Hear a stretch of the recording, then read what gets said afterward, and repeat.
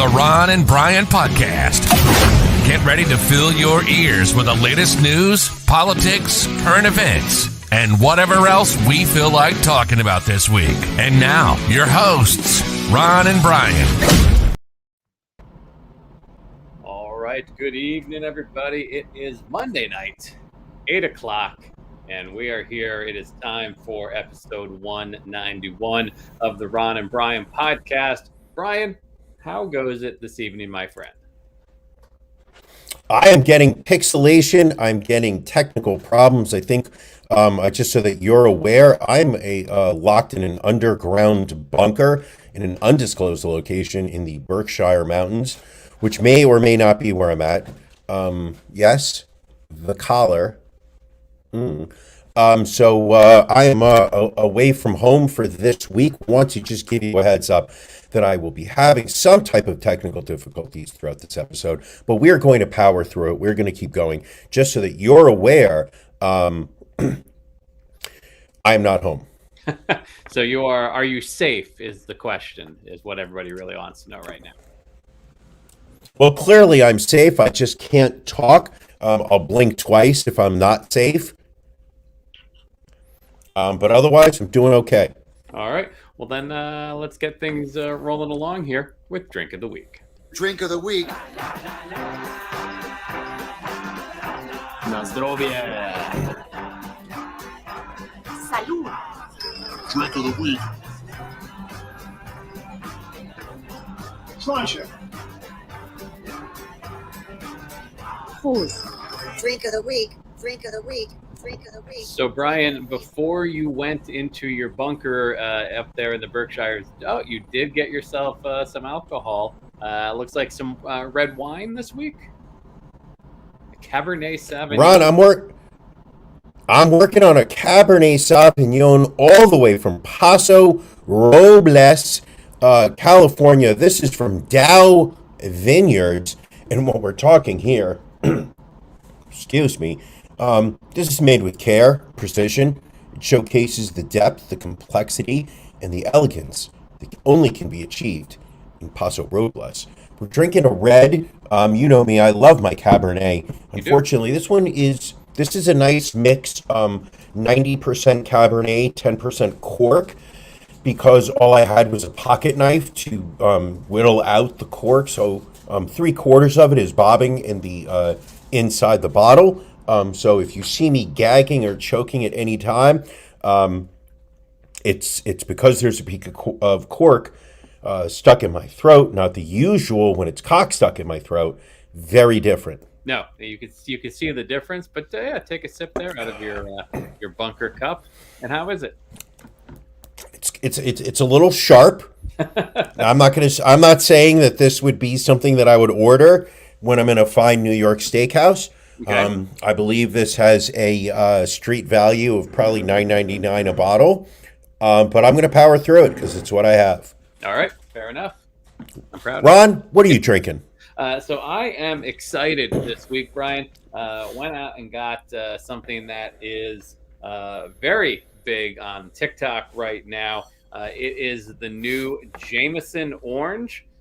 So this is their Irish whiskey with natural orange flavors, a little lower in alcohol content, only 60 proof compared to the normal 80 proof of Jameson, but really gives you an orange scent when you open up the bottle. Put a little over ice here, so let's see how this goes.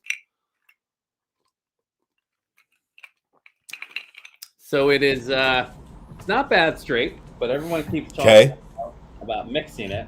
So let me grab here a little Sprite people are recommended to mix it with. Sprite? So let's get a little mix. I guess because of the citrus, you got the lemon, lime in the Sprite and the orange. Oh, that's pretty goddamn good. I'll be having a few of these tonight, and as we go into After Dark, I'll be doing that. I'm just surprised as a cis white male that you are taking your beverage recommendations from TikTok. Well, I think as we all know, for whatever reason, I am now addicted to TikTok. Yes. It's Yes, a little you are. We talked about it for those people who are subscribers to the Patreon. Last week, we discussed in detail Ron's obsession with TikTok catching up to everyone else who got onto it about a year ago. Ron's algorithm is still very much politically and current events centric. Mine is absolutely OnlyFans dancers, strippers, and women in bikinis who are dancing. That seems to be my algorithm. Neither of us are in positions to complain. No, not at all. But we do, and we will. It's Beef of the Week.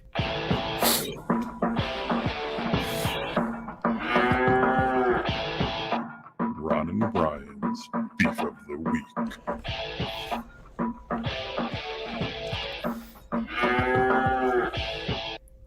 Brian, what's bothering you this week? Oh, I will tell you exactly what's bothering me, Ron. Normal, I have to admit.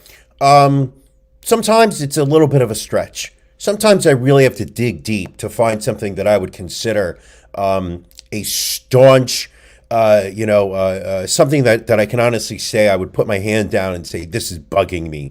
This week I have two. Okay. And if it's all right with you, can I use both of them? You're trapped in a bunker. I would not deny you anything. No. First one I'm going to say are close talkers in a pandemic.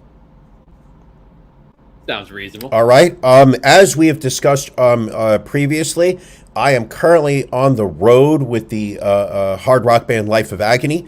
I am doing merchandise sales for them, which requires interaction with the general public who have questions about the sizing of different shirts or albums and whatnot, have questions about what is a new item, what's an old item, what sizes are available. And I am amazed at the number of people who, while there is a Omicron wave, which is starting to decrease, nowhere near where it was a month ago, but it's still out there. The number of people who want to lean forward like this and ask me, hey, is that a new t-shirt? Or I saw this band in 1994. I was big. And for every inch they get closer, I have to pull even further away.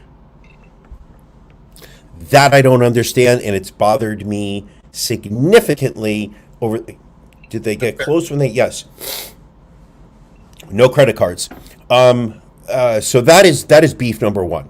Okay. Close talkers during a pandemic. Beef number two is my irregularity when I'm not home. Okay. I left home on Wednesday morning, traveled out to lovely Teaneck, New Jersey. So I've been out, what are we talking here? Wednesday, Thursday, Friday, Saturday, Sunday, Monday. This is my 6th day that I've been out. I think I've pooped twice. One of them was this morning. One was 2 days ago. Neither of which, in my humble opinion, is reflective of the amount of food that I've taken in. Okay. How is I've been eating. How is your abdomen? I feel perfectly fine. Okay. It's the fact that I know that there has to be waste that needs to be coming out. I could see where that'd be a problem. Now, I will say that I'm not drinking anywhere near as much water as I normally do. It's important to stay hydrated, Brian, especially in the winter. Now you go on business trips quite often. How is it that you stay regular when you're not home? I don't know. It just I just don't have that issue. I'm overly regular, if you will. Really? Do you want to talk about it? It's something between me and my God. I would love to be a third wheel on that conversation. I bet you would. Ron? Yes. What's bugging you? So I'm not quite sure how to explain what's bugging me. So I've joined 2 new websites recently. No need to make any OnlyFans or porn connotations, Brian. It's not like that. But they are, XNXX? They are subscription box based websites.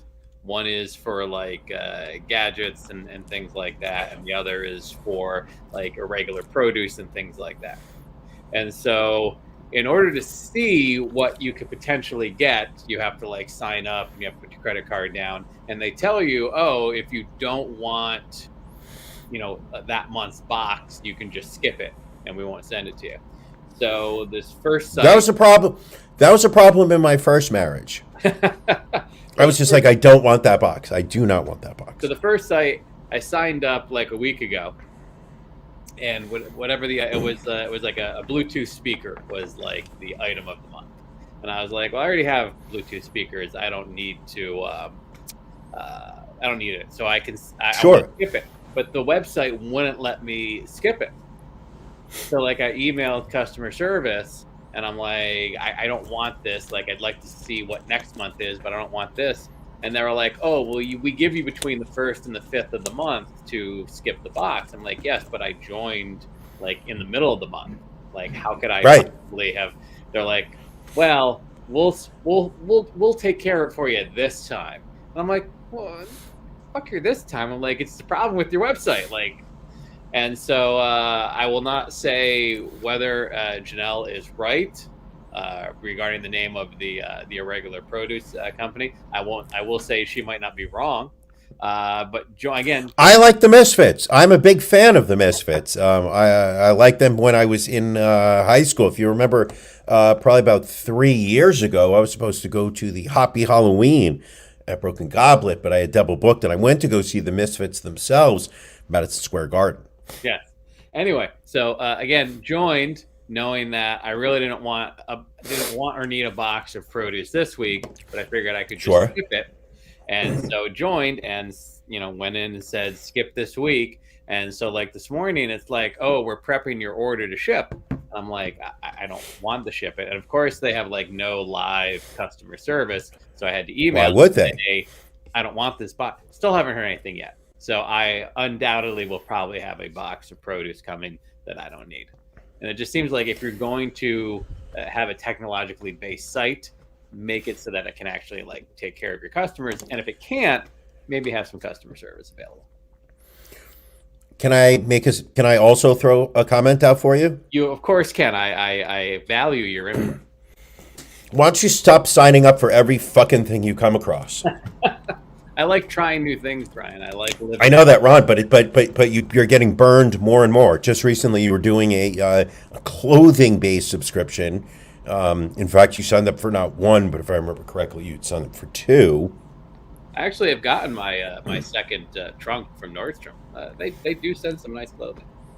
I'm not saying they don't. What I'm saying is it seems as if there is an emotional void that you are looking to fill in the form of retail therapy. I'm just more looking to be able to shop without having to go out and interact with people. By buying bad produce? Well, not bad produce, irregular produce. Misshapen produce that doesn't look sexy, Brian, so they don't send it to the stores. Now, Ron, if your colon was irregular, you would certainly be concerned and you would throw it out. If you had an irregular heartbeat, you would be going to a doctor. I don't know if you can throw your colon out with that.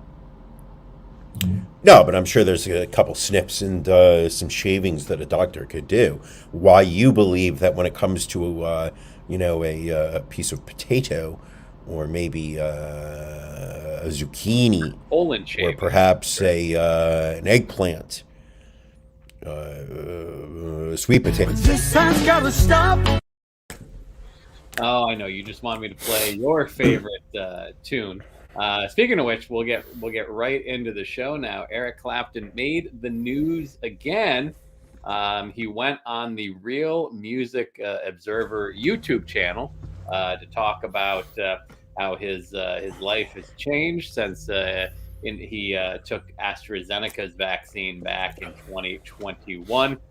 He claims that he was duped into getting the COVID-19 vaccine by subliminal messaging in pharmaceutical advertising. Oof. Yes, it's clearly much harder to cancel an unused parking spot. But a very good throwback there by William Esquire. Anyway, Eric Clapton said there's subliminal messaging in pharmaceutical advertising, urged others not to fall for it. He is referring to the mass formation hypnosis conspiracy theory, which gained traction in 2021 as part of anti-vaccine propaganda. The theory essentially points to a sort of mind control that has taken over society. Run that by me again. So he is saying that that everyone is getting this vaccine because we've all been hypnotized by subliminal advertising. And how is that different than the other side saying that he's been hypnotized by the anti-vaxxers? I mean, because it's his side. Gotta love Eric Clapton. You do. Shut up. This time's gotta stop. It is. It's catchy. That's the thing I hate is he can write a catchy tune without a doubt. Yeah, but if I remember correctly, it was really a bad song. It sounded like it was just slapped together. Well, but just this part. This time's gotta stop. Or maybe I like it because it really is a good way to catch you off. I think it's an incredible way of shutting me up. So speaking of vaccines, the update today about Moderna, the gold standard, received The gold standard. FDA approval. So previously it had just been Pfizer that had full FDA approval. Finally, the FDA came out today giving that to Moderna, which we have known for a long time, that Moderna is the gold standard. And that's what you should get. It's how you fight Omicron, Delta. What's the new one? There was a new variant that was kicking around. Was it the stealth variant? They said not to worry about it, though. I have no idea. Yes, stealth. Oh, no. Wasn't it Flurona? No, Flurona was the combination of Corona and flu, but now there is a stealth Omicron variant. Apparently, there is no cause for alarm, but it could slow down the decline in case numbers. I'm tired of people trying to make me nervous, trying to make me afraid. So what is interesting, though, and what I don't get is they call it stealth Omicron because they can't potentially tell that it's Omicron. It looks like it might be Delta. But why does it matter, I guess? What kind of variant? If it's just... Well, I think the symptoms of Delta are significantly more severe than the symptoms of Omicron. Are they, though? I've heard mixed things about that. Well, I mean, it depends. Where are you getting your information from? I mean, are you a victim to the mass hypnosis hysteria? I mean, are you watching OAN? I'm big into Newsmax. I go on the dark web. I get a lot of my information there. As do you. I do all my research on Facebook with forwards from my Aunt Helene. I go on the Boomer web and see what are people saying.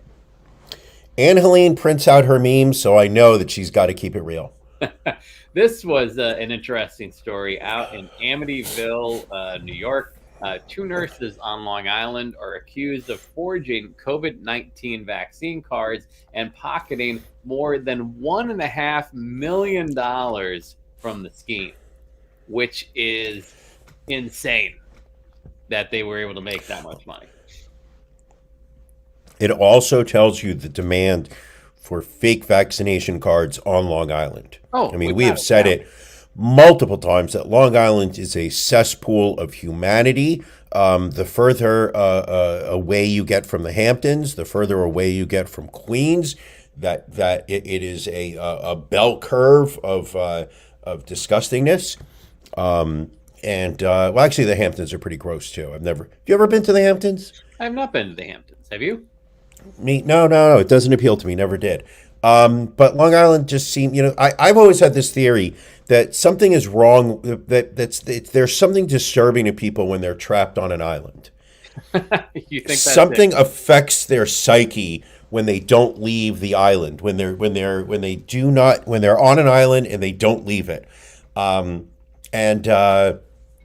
it happens. So the fact that there is a $1.5 million in Long Island of funds that people have to purchase fake vax cards is just wild to me. This involves Julie DeVuono, the owner of Wild Child Pediatric Healthcare in Amityville, and her employee, Marissa Arraro. They are both charged with felony forgery, and DeVuono is also charged with offering a false instrument for filing. Now, what I find absolutely incredible is that when I read this story and put it on our shared Google Doc, I thought they were nuns, not nurses. So I literally had a bunch of lines prepared to talk about nuns who are anti-vax. But now I read that they were Long Island nurses, and suddenly the story makes way more sense to me. It does, yes. So they apparently were charging $220 for adults, $85 for children. DeVuono and Urara would enter the false information into the state's immunization database. Law enforcement officers searched DeVuono's home and said they seized about $900,000 in cash and a ledger showing profits of more than $1.5 million, which started back in November. So that's some pretty good turnaround. I mean, that implies that there's $0.6 million that's missing.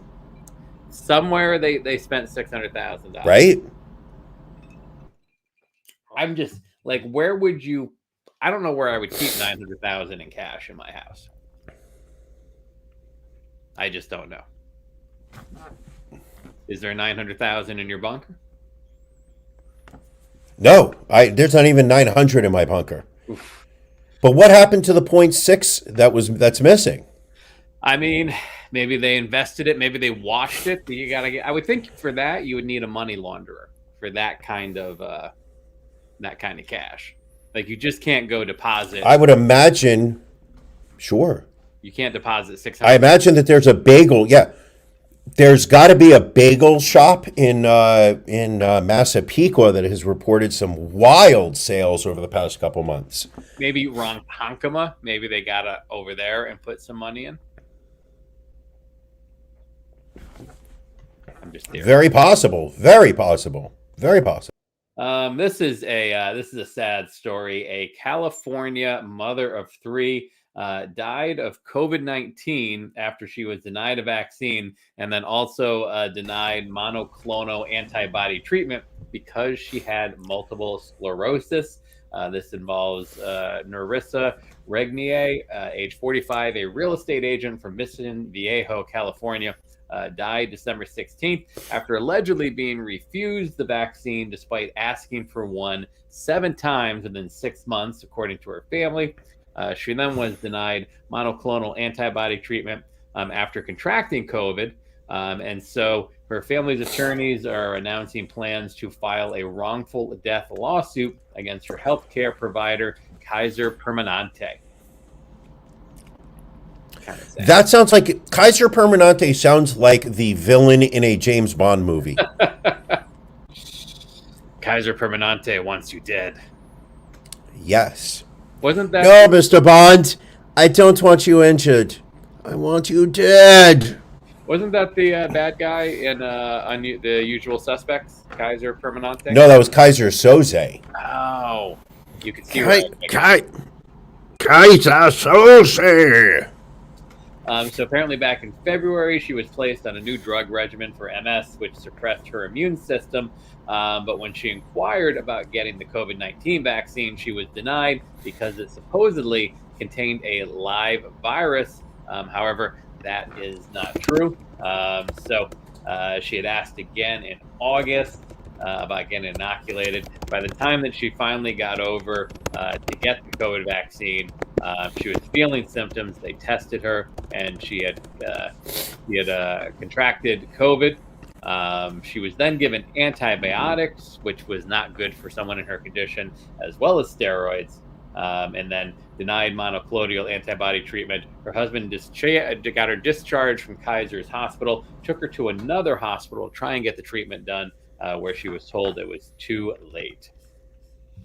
That's a shame. It's a very sad story. So she leaves behind a husband and 3 kids. And again, her family will be filing a lawsuit for wrongful death moving forward. Now, what's your thoughts on that? You think mean, they have a legitimate case? If they can prove, and again, this is going to be the tough part, if the family can prove that she had asked for the vaccine and was denied multiple times, I'm going to say that they have a potential of a decent case. Okay, I agree with you. Canada's sexiest man and Prime Minister, Justin Trudeau, tested positive for COVID-19 the other day.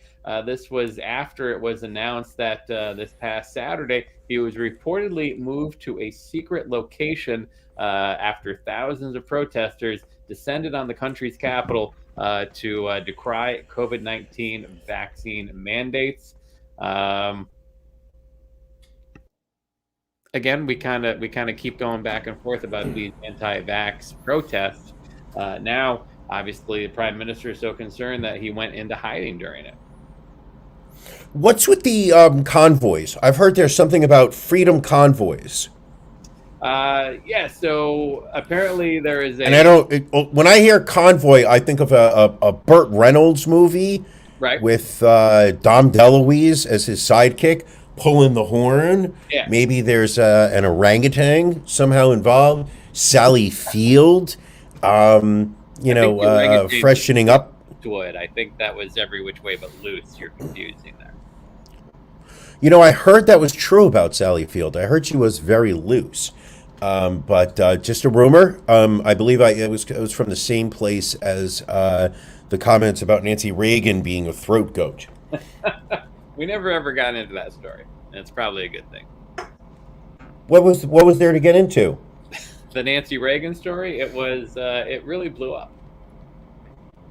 So yes. So because she was basic. According to the story, she was basically like the favored mouth on the Hollywood lots before Ronald Reagan got his hands on her.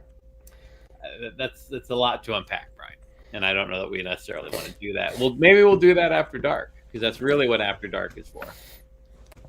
Can I get a?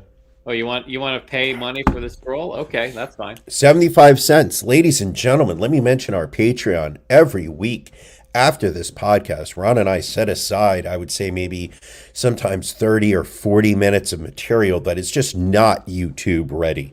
It's not for the masses. It's not for Spotify. It would make Spotify nervous.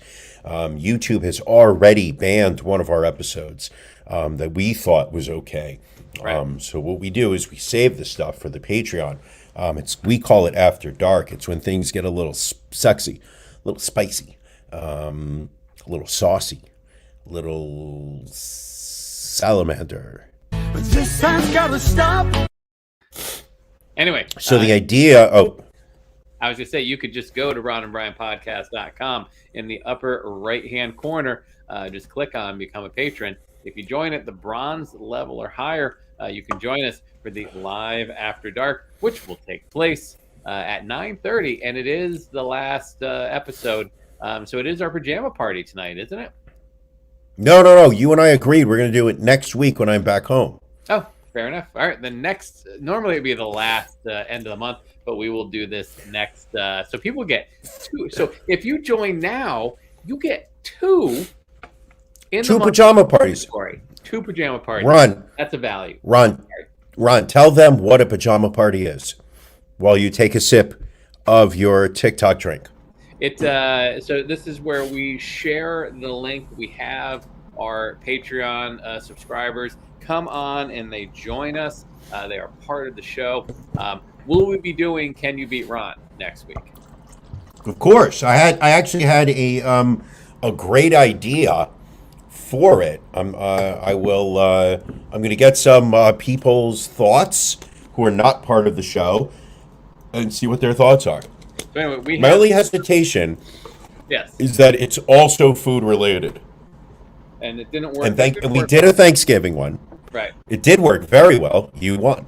But I have another one, which I think is a very good idea, but it's also food related. Not sure if we're overkilling it. All right. Well, anyway, it is Can You Beat Ron? We have some sort of trivia contest where you can come on, you can attempt to beat me. No one has done it. No. I'm undefeated. If you can defeat me, we will donate what, $25 was it? $25 to the charity of your choice. So we will have, and again, Brian will not discuss the category or the contest with me. He may reach out to, as he said, some listeners or people unconnected with the show. But I will get the information at the same time our Patreon followers do. Yes. And didn't I screw it up last time? I think so. I think the last slide I already put the answer in. I think I remember. Put the answer right in, but that's all right. That the game was pretty much done with it by then. But you would ask about the convoy, Brian. There was a convoy. It does. Hold on. Janelle says that it's her birthday month, so she should win by default. And I don't agree with that. I think you got to win by on the honor system. Is February her birthday month, or is February her birthday month? I think February is her birthday month. All right. Yeah, I don't know. I don't know how I feel about that.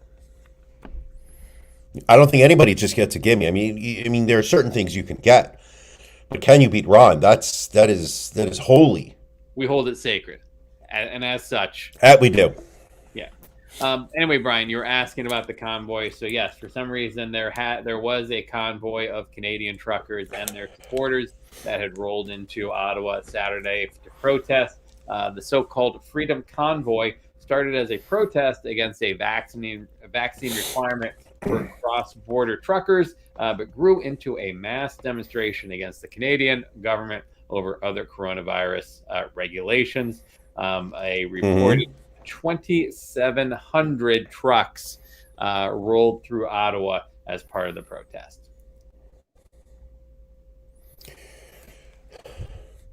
Now, I have a question, Ron. Do we care about these people? Like, why should we care about truckers and average citizens just wasting gasoline?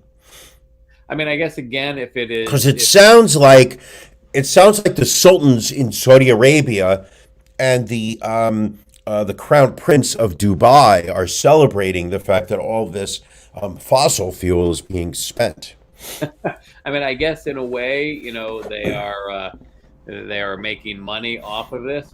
But there is now, as we have often talked about, there is now a large number of these truck drivers in Canada that have died of COVID. Jim Benge, age 59, died January 23rd. Patrick Memmott, age 58, died January 24th. Howard Farley, age 61, died January 15th.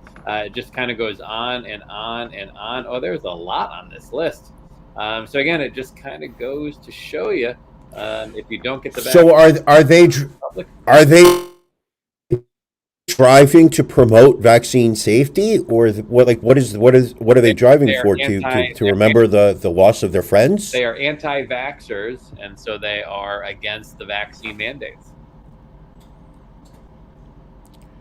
So their friends that are dying, they're not honoring them, they're trying to fight so that they can join them. Apparently. That's what it would seem. Okay. I mean, I just want to make sure I understand the story. This would seem to be a good time, Brian, to get into Dead Anti-Vaxxer of the week.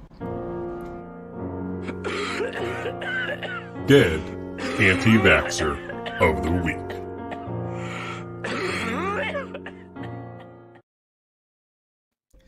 Brian, who do you bring to the table for your Dead Anti-Vaxxer of the week? Do we have a photo of Stephen Wayne Treadwell? Why, we do, as a matter of fact. All right. First off, let's discuss the hair. What's going on? The eyes.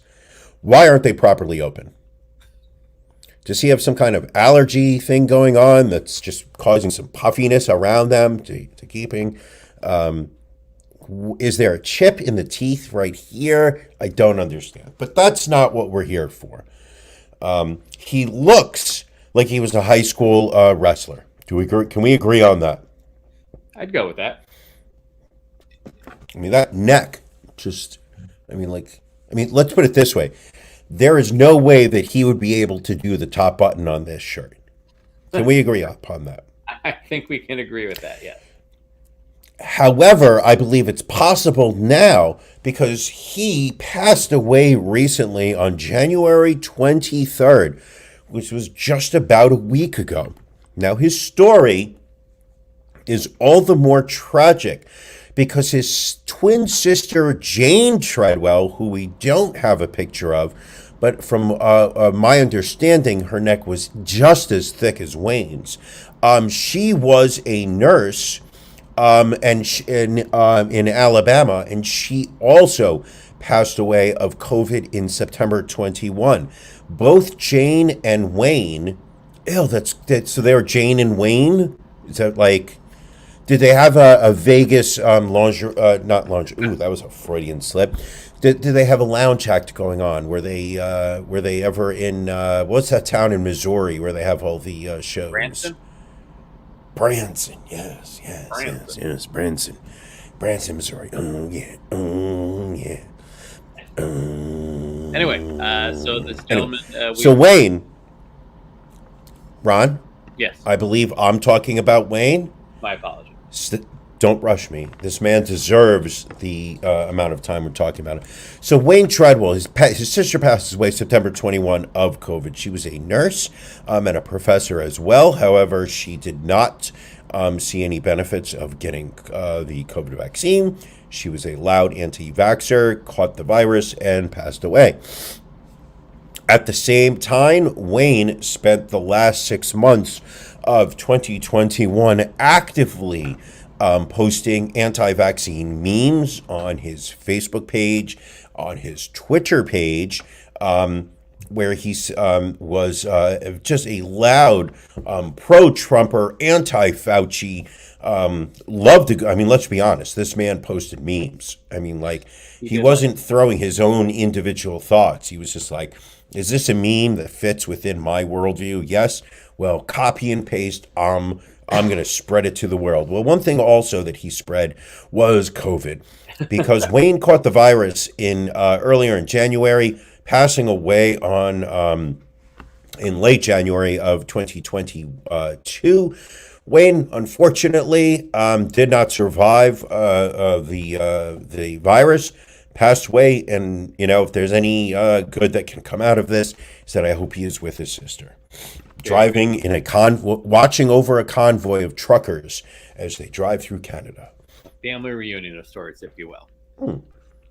Well, Brian, I would like to bring to the table former Washington State Patrol officer Robert LeMay, who lost his job towards the end of last year because he defied a statewide vaccine mandate. And not only do we have a photo of him, we actually have a little video of him here, which really? His last sign-off on the job. This is going to kill my internet connection. Go. After he lost his job because he did not get the vaccine. Let's see if we can get this up here.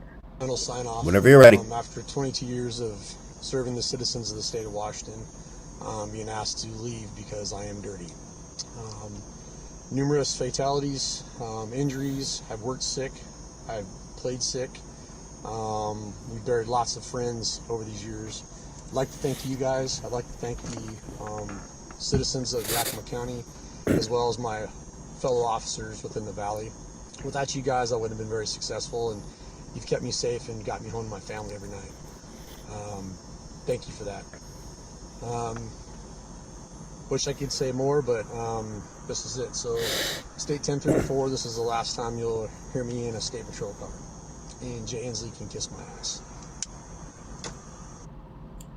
So that was him telling the governor. I saw this video. I saw this video when he quit. Oh, this went extremely viral. And I lost my internet connection. He became Still a darling of the conservative I'm still here. news Still recording. stations.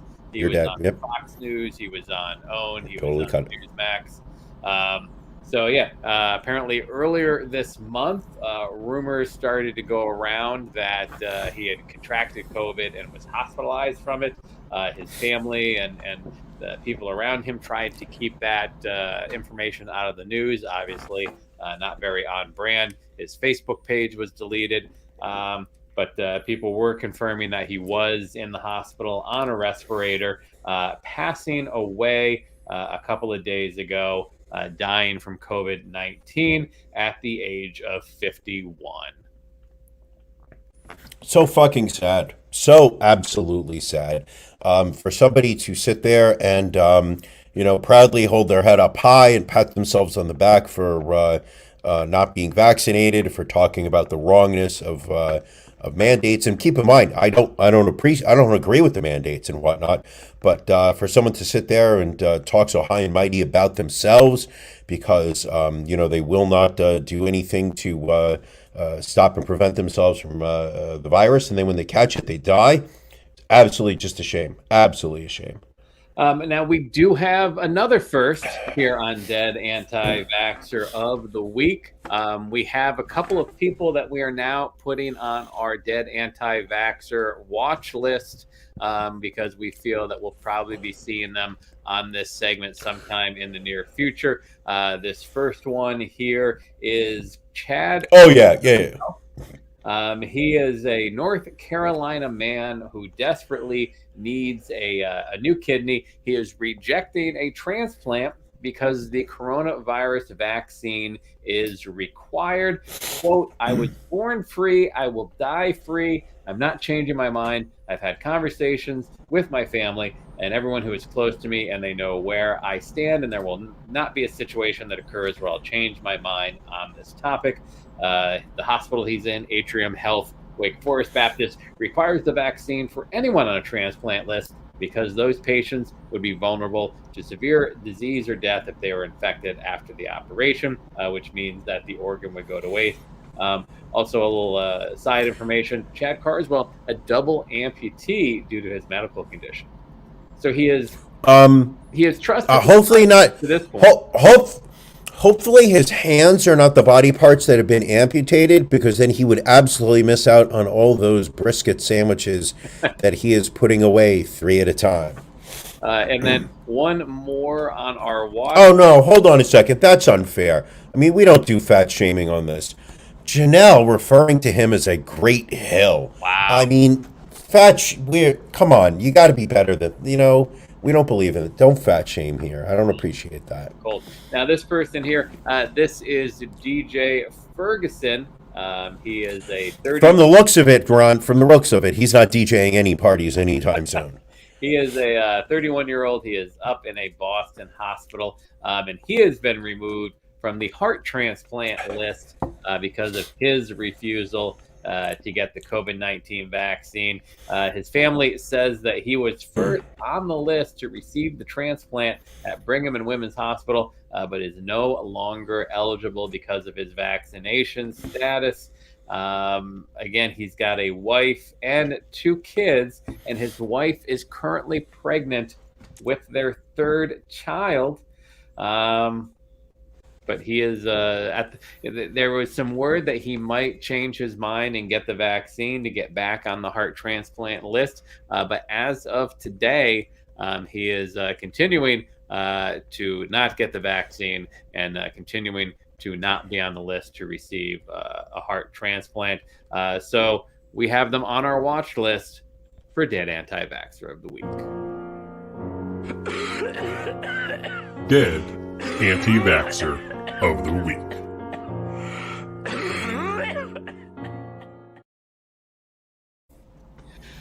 Brian, I feel we need to lighten the mood a little bit because we've had a lot of this COVID stuff going on.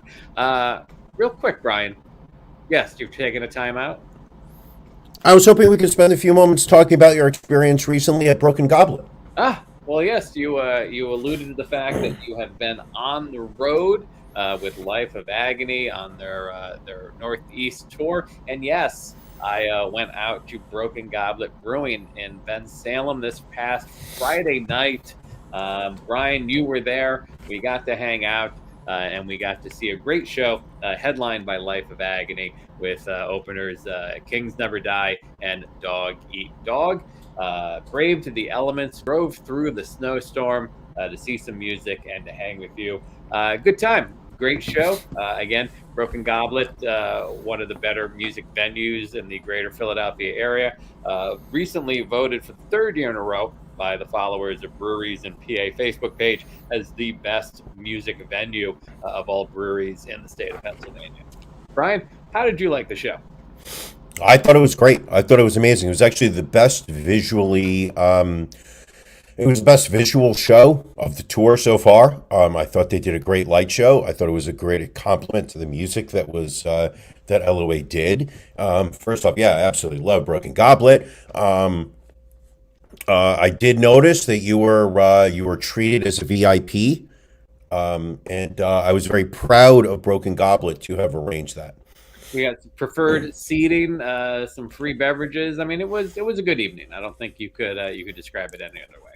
Yeah, I mean, when I got there, I mentioned to them that Ron of the Ron and Brian podcast would be attending the concert, and they said, "Ron?" And I said, "Yeah." And they're like, "But not Brian." I was just like, "No. Ron and his entourage will be showing up for the show." And they're like, "Okay, we need to make sure that we hook him up." And they did. And he did. It was a good time. Brian, real quick, I'm kind of curious about something. What are you watching? Oh, absolutely nothing. I've not watched a damn thing. I mean, I finished season 5 of The Sopranos. Okay. So I am season 6A and B away from finishing it, but otherwise, I've not had the opportunity to watch anything. I mean, there's so many things that have come out recently that I wanted to watch. There's a new Ozark season, which I'm very excited to get it to knock out when I get off the road, which will be on Sunday. This coming Sunday, so I'll be out for a couple I will tell you, days. I have watched, and it's the first half season. There's only 7 episodes. Whoa! So this isn't the whole thing? It's not the whole thing. This is the final season of Ozark, but only the first 7 episodes are up. Okay. Okay. I like Ozark, but it seems to fall into like a very predictable premise. Like, all right, here's the scheme we need to have work. Oh no, the scheme didn't work. So now we need to try and save our lives. Oh, okay, we saved our lives, but now that got us involved in another. So it's a lot of that again. But again, it's really well written, well acted. There's some surprises, there's some things you expect, but they do leave you with a bit of a cliffhanger in the middle of the season. I feel like that show peaked either at the end of season 1 or at some point in season 2. I would agree. It's incredible. They have absolutely mastered keeping, figuring out ways to keep the stakes incredibly high, to keep a sense of anxiety while watching it absolutely high.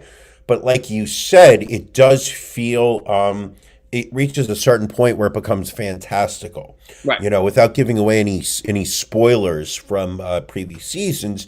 But I mean, the premise of the story is that this guy who is a money launderer for a Mexican cartel somehow gets deeper involved, and he goes from figuring out small ways to launder money to, within season 2, I think he's running a bar in the middle of the Ozarks, which is where, like Tennessee kind of thing. Missouri? I'm not quite sure. Somewhere Couldn't tell you. This show does not support the South. But season 3, he's running like a riverboat casino. Season 4, his wife is she's running a political action committee to get like senators elected. Like, it just becomes fantastical in ways that become really hard to believe are reasonable. Yeah, I would agree with that. But again, it's still, it's it's watchable. I mean, I'm still enjoying Yeah. it. I will watch the second half of the final season whenever that comes out. Sure. What else? What else are you watching? I started watching on Netflix. All of Us Are Dead. This is a South Korean series about a zombie apocalypse that takes place at a high school, and it follows the remaining students trying to find a way to stay alive with a campus full of zombies. Not bad. You said this is South Korean? South Korean show, yes. So I'm So there's hold on. Are you telling me there's South Korean high school girls? Yes, there are actually. What's the name of the show again? All of Us Are Dead. Write that down. Type that one, put it in your bookmark. Hold on. You said all of us are dead, Yes, and that's on Netflix. that is on Netflix. It's a lot of typing for just to be worth it. I want to make sure I got I needed to get everything correctly. Now, are they wearing the standard Asian schoolgirl dresses? They're in schoolgirl uniforms. Yes. Now, is that where can one see that show? On Netflix. Okay, thank you very much. Hold on, let me see. One of the benefits of staying in hotels is you get those little complimentary little bottles of lotion, which I call single load. This time's gotta stop. I felt like you were going someplace. And then one last thing I watched, which is going to sound very boring, but it was a very interesting documentary. It's called The Alpinist. It actually came out in 2020 in the movie theaters. It's just new on Netflix. So it is the story of a guy by the name of Marc-Andre Leclair. He is a Canadian climber and alpinist who became well known for his solo ascents of dangerous peaks around the world, often in winter. This guy was 22, 23 years old when they did this documentary, and he would climb, these huge mountains just solo with no ropes. Yeah. I mean, and No, all joking aside, what's the name of this thing? it's called The Alpinist. Because I love this stuff. I got addicted to Alpinist. Here, I got it. Yeah. I got addicted to reading and being exposed to stories about Mount Everest when there was I think it was in the mid '90s that year when they had the tragedy up on the at the peak where about a dozen people died in one day. Right. So I have read books about high altitude climbs. I've watched documentaries. I have fantasized about going to base camp on Mount Everest. I'm not climbing, so there's no way I would actually Sure. go vertical. But I find that stuff I find absolutely fascinating. And this was filmed very well. Obviously, a lot of the people who filmed it were climbers, so they're able to go along on some of the climbs. There's a lot of drone footage. Yeah. I'm not a big fan of heights, and it literally would make me a little queasy to see some of these climbs. Of course. And how high above the ground he was. Yes. With no support, no ropes, no Sure. safety whatsoever. So I Well, recommend. the idea is in so many ways. You're watching this guy drive a nail into ice. Right. Because at that point, I mean, you're not even on the mountain. You're just on ice hanging off that's attached to the mountain. He's driving a nail into it, connecting to like a piece of rope. Oh, no rope. He's got hooks that he just on long handles, and he would just put the hook through the ice and pull himself up. Oh. The other, and there's literally one shot. You talk about the ice. There's one shot where they get it so where you can see the ice is just from water running off the edge of the mountain. So the ice is about this thick, and then you can see the gap between the ice and the mountain. So he's literally hanging off of ice that is maybe 3 or 4 inches wide. And That could break. and that That could break off. And that's what he's hanging on. Ooh. Yeah. Very intense. So if you're into it, I think you'll enjoy it. Only an hour and a half. It's not a long movie to sit through. Okay. Okay, you made some suggestions. You made Yeah. some recommendations. Yeah. Now, based on what you know about me, if I had to pick one thing to watch, Okay. The Alpinist Okay. or the Korean schoolgirls fighting off zombies? I would go with The Alpinist. Now, in The Alpinist, how many Korean schoolgirls are there running around in school uniforms? I mean, I didn't notice any, but that doesn't mean that there maybe weren't in the background that I didn't see. Did you notice them while watching the We Will Sell Our Underwear in Vending Machines Throughout Tokyo? Yes, that was very noticeable. I think I'm going to go with that one. All right.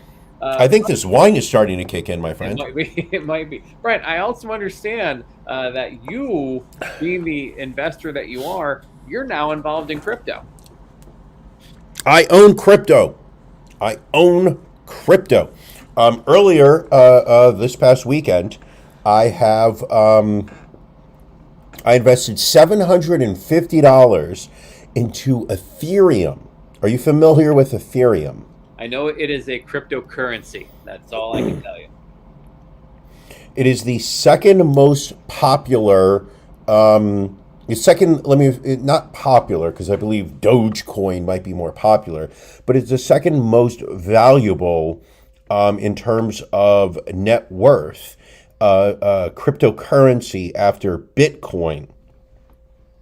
So earlier this weekend, I invested $750 using an app on my phone. I put $750 into crypto, and I purchased Ethereum.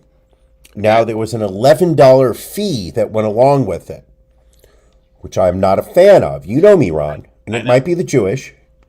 Could be, but I don't like paying fees. I see that as throwing money out the window. The way it was described to me is that if you had to wire money from one bank to another, you pay a fee. But I don't like doing that. No, you're not a fan. So I sent $750. I spent $11 on a fee. So my Ethereum, as soon as I purchased it, was worth $739. Are you doing math? I'm running them. I'm running the numbers as we speak. That Ethereum, as of right now, the $739 that I purchased, is now worth $766. Now, keep in mind, I placed this order yesterday afternoon. This is not good for me. So you've already mentally, made back and I'll your tell you why. Because and you're ahead of the game now. I made my $11 fee, and now I'm up $16. This is where it gets dangerous. All right. Is that the stock market opens up at 9:30. It closes at 4. There's after hours, which I believe runs for like an hour or so. A couple hours. Well, there's the pre-market. Right. There's a pre-market trading that takes place from what, like 8 a.m. to 9? Yeah, 7:30 or well, it depends on the platform. Some go as early as 4 a.m. Ron, crypto currency exchanges are 24/7. So I can go to bed having a value of my crypto, and I can wake up and it's different. So it could be up. Like you could be like at like $800, but conversely, you could wake up and you could be at $400. Yes. So like at some point today, my crypto was worth probably about $720. See, this is now it's at like the swings are wild. It's surprising to me that you would get into this because I have seen the nausea, the white knuckled panic that a $25 blackjack table at Atlantic City does to you. No, actually, in hindsight, that $25 table in Atlantic City is nothing compared to a 6 cents per share purchase of LTNC. Very true. When I was buying them by thousands at a time, tens of thousands, if you would. Very true. Very true. But we're Anywho, talking I will tell you exactly what it is. I am going to get into the NFT market. Last week, or was it 2 weeks on the show, we had Alan Robert. 2 weeks ago on the show, we had Alan Robert from the band Life of Agony, who was talking about his NFT project, Monster Chompers. Just so that you're aware, on the tour bus, I sit next to him. So we've spent a lot of time talking about Monster Chompers. I have learned a lot about NFTs. He actually was explaining to me a lot about the Ozzy Osbourne NFT that recently was put out that sold out in 40 seconds. Wow. And a $350 NFT that could have been purchased is now going for over $2,000. That was a good And they look terrible for those that made it, for those that made those purchases.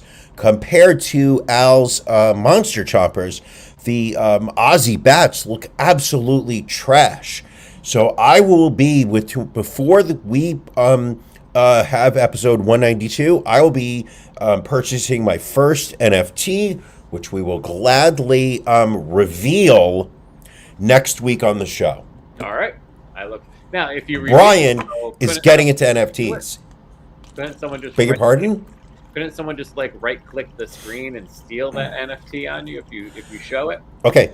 See, this is the beauty of it. Yes, they can put it on their phone. They can make it their screensaver. They can print it up on a greeting card and send it to their friends. But within the blockchain, within the crypto world, they don't own it, and I will be able to prove that I own it. All right, fair enough. So the thing is the fact that you're not buying it for exclusivity purposes. You're buying it for the ability to say that you are the rightful owner of it. Well, I look forward to seeing which one you end up with, because it is, you don't necessarily, if I remember, you don't get to pick. You just buy No. an NFT and you get one at random, and the rarity of it could range from, it being very, very common to being extremely rare. Correct. Now, there are NFT projects that are out there where there is no such thing as a rarity, where all of them are equally one of a kind, or there are even NFTs where they're not one of a kind, where there are multiple, where they're going to have 7 of NFTs that look exactly the same, but you own one of 7. Much like LTNC shares, where you own 100,000 of 84 billion. That doesn't necessarily make you sit there and say, well, then who needs these shares? Now. But with Al's project, there are aspects of each NFT that are random generated. There's probably, I think, 6 to 8 different areas where the NFT will differ, and each one has differing levels of commonality. So that is what makes different ones going to be very rare versus somewhat rare. I'm doing it. I'm getting into the NFT space. Ron, you and I, we're going to have an interesting show next week. All right, sounds good. I'm not saying I'm going to broadcast from my new home in the Hamptons. No, not yet. After becoming a millionaire and retiring from my day job, I'm just saying that I will be in the metaverse. All right. We lost some people this week. It's time for celebrity obituaries. First, former Miss USA Chesley Christ passing away after leaping to her death from a Midtown high-rise Sunday in New York City. She was now. I heard her last job was a bouncer. So wrong, so very wrong. She was a lawyer. She was also the 2019 pageant winner of Miss USA. Jumped from her luxury 60-story Orion building at 350 West 42nd Street around 7:15 a.m. and was found dead in the street below. Didn't bounce.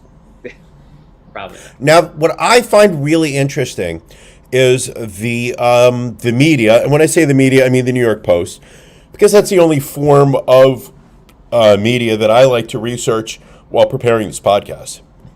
Of course. The New York Post has already jumped to this being a death that is a result of online bullying. Is that what because about a year ago, she wrote an essay on the struggles of being a beauty pageant winner post beauty pageants. She did, yes. And the struggles that she goes through with online comments about her as she tried to transition away from the pageant world into a professional space. I think she was on Extra. I think she tried to be a correspondent on Extra. And it was, some of the mental and emotional struggles she went through making that transition and responding to a lot of comments that she saw online where people would make nasty comments about her physical appearance, the changes in her body, how she wasn't as beautiful as she was before, or other stupid comments like that. And what I find interesting is the fact that somehow the New York Post can take an essay that she wrote over a year ago and automatically assume that's the reason why she jumped out of her apartment window to her death in Manhattan. Well, we will keep an eye. Nobody knows, unless she wrote a letter that very moment, right before she jumped, nobody will know why she jumped. Like, it's very possible that she did a quick Google search and asked, will Brian have stable Wi-Fi for episode 191? And got the answer of no, Brian will have very unstable Wi-Fi. We'll have to log off multiple times because every time Ron plays a video or a sound effect, it all freezes and Brian just has to give up and log back in. I mean, when she heard that, that could have been the thing that pushed her over the edge, figuratively and literally. All right. Also, Moses J. Mosley. He was known mostly for having played one of Michonne's zombies in The Walking Dead, dying at the age of 31. Again, police investigating this right now as a possible suicide. It was found dead via gunshot wound. But again, early reports are they are investigating it as a suicide. He was also did some bit parts in The Watchmen on HBO and was also in The Hunger Games: Catching Fire back in 2013. But the biggest death of the week was actor Howard Hessman, formerly Dr. Johnny Fever on the TV comedy WKRP in Cincinnati back in the early 80s. Passing away at the age of 81 from complications from colon surgery last summer. Brian, you were a huge Whoa. fan, I remember. Listen, if you are going to make a Howard Hessman reference in terms of his IMDb, in terms of his career, and not make a reference to his role as an FBI agent in the movie Clue, I'm going to say you're missing the bigger picture in who he was. See, now I would have gone more with me personally. He was Terry Ladd in This Is Spinal Tap. Let's not forget his. Oh, he played the manager. He played the manager of the other band in Spinal Tap. That was a classic as well. That's actually true. I forgot he was in This Is Spinal Tap. He was in Dr. Oh, I totally forgot that. One of my favorite early 80s Dan Aykroyd movies. Don't forget his 1985 appearance on Murder, She Wrote as Sheldon Greenberg. Also, in Police Academy 2, he had a bit part in that. But a huge acting, a lot of TV shows, lots of movies. But yes, best known. Never forget his 16 episodes during the run of One Day at a Time as Sam Royer. So apparently, and I didn't realize this, there was a new WKRP in Cincinnati in the early 90s. When did this happen? There was 10 episodes. He played Dr. Johnny Fever on 10 episodes of it. He must have been like Ron Jeremy trying to get laid by the young new porn stars in that, because there's no way that Howard Hessman was going to pull that off. I mean, also let's not forget his when he played David in the TV movie On the Second Day of Christmas. I mean, that was just that was Emmy category. Was that Hallmark, that one? Probably. He was also in an episode of Crossing Jordan, where he played Barney Reynolds. Very nice. He was in the movie About Schmidt with Jack Nicholson, where he played Larry Herzl. I feel like he played a lot of Jews. I guess. I mean, you would know better. Like he was in one episode of the TV series Oliver Bean, where he played Dr. Feniger. Not aware of that one. He was in the TV show Head of the He was in the movie, yes. Late 80s. He was in Halloween 2, the Rob Zombie movie, where he played Uncle Meat. That I don't remember. He must have been in some heavy makeup then. I would imagine he did one episode of Mike and Molly, where he played Otis Jewboy. It's a very interesting that they're able to get that name in the show. I mean, again, that was the early 2010s, but even still, it seems inappropriate. So anyway, we will miss Howard Hessman, again, passing away at the age of 81. Yes. Hopefully, we won't miss any of you after dark. Remember, if you want to hop on and become a Patreon member, we will get you the link. It's going to start in about 20 minutes. Yes. Ron's level or higher, just $10 a month. Really nothing to it. Go to ronandbrianpodcast.com. 2 cups of coffee a month. Right corner. Exactly. Skip your avocado toast one day. Skip your pistachio latte the next, and you've got enough money to cover your Patreon for the month. And it supports the show. The show is not free. One of the things that Ron and I just, decided when we were doing this podcast was that we said it's always going to be free. This is something that we are always going to do for everyone. We are never going to charge for the podcast. However, there are costs associated with it. So one of the ways that we can help offset some of those costs, we do a Patreon. Not a lot of money. We're not looking to get rich. We're not looking to pay our bills off of this. But we are, if you want to help out, if you want to say, hey, listen, I love the podcast. I love the content you do. But how can I help? This is how you do it. You join our Patreon, ronandbrianpodcast.com. Click the link in the upper right-hand corner. Become a Patreon at the $10 or higher level a month. And it helps some of the costs that Ron and I incur on a weekly, monthly, and or yearly basis. Brings you we've had some great content in Patreon. Yeah. Some great stuff. But this podcast and this one will remain free. Always. Right here. We're not going to be like always. Well, that is. We're not going to take a 7-figure payout from New York Times to eventually disappear behind a paywall. We will keep this correct free for you all moving forward.